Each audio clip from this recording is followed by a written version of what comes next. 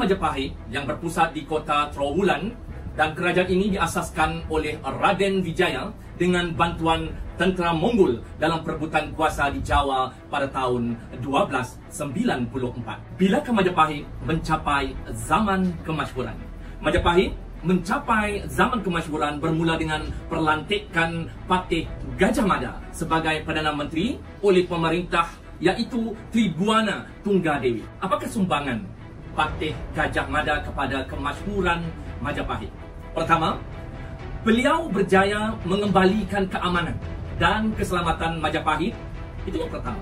Yang kedua, mendaulatkan tanah jajahan Majapahit ke timur Jawa, ke sisi pantai timur Sumatera, pesisir selatan dan barat Borneo, dan bahagian selatan serta timur Sulawesi serta Kepulauan Maluku. Dan sebagai makluman, perkara tersebut tadilah yang telah menyebabkan Majapahit telah menjadi pusat perdagangan pada abad yang ke-14. Persoalannya sekarang ialah apakah faktor-faktor kejatuhan kerajaan Majapahit? Kerajaan Majapahit menjadi semakin lemah semenjak kematian Patih Gajah Mada dan juga serangan yang dibuat oleh kerajaan Demak. Kemunculan kerajaan Kedah Tua bermula dengan penglibatan masyarakat Guar Kepah yang menjalankan kegiatan perdagangan dengan pedagang dari luar Sungai Mas. Pada peringkat awal, pusat kerajaan adalah di Sungai Emas dan Pangkalan Bujang. Apakah bukti kewujudan kerajaan Kedah Tua? Bukti kewujudan Kedah Tua diperoleh daripada catatan golongan agama dan pedagang A, C dan I, yaitu Arab, Arab Parsi, China dan India.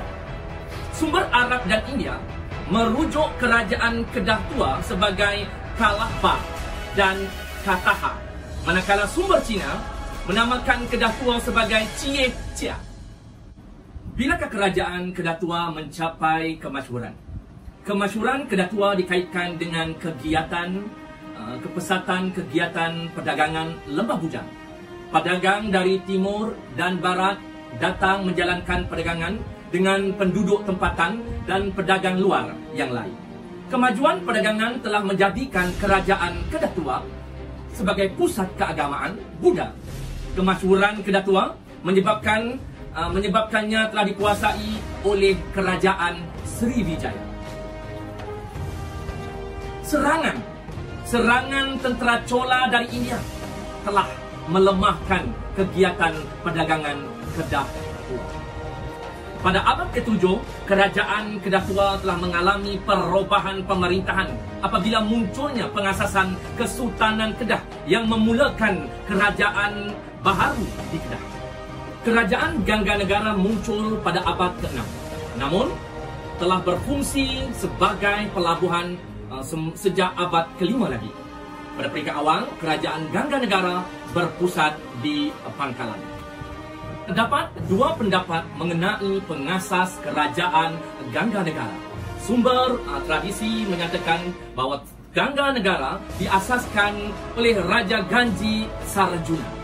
Pendapat lain mengatakan Gangganegara diasaskan oleh Raja Khmer dari Kemboja.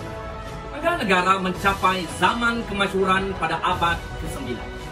Sejak abad ke-5, Gangganegara telah sering dikunjungi pedagang-pedagang luar kerana kekayaan hasil bumi seperti emas dan biji timah.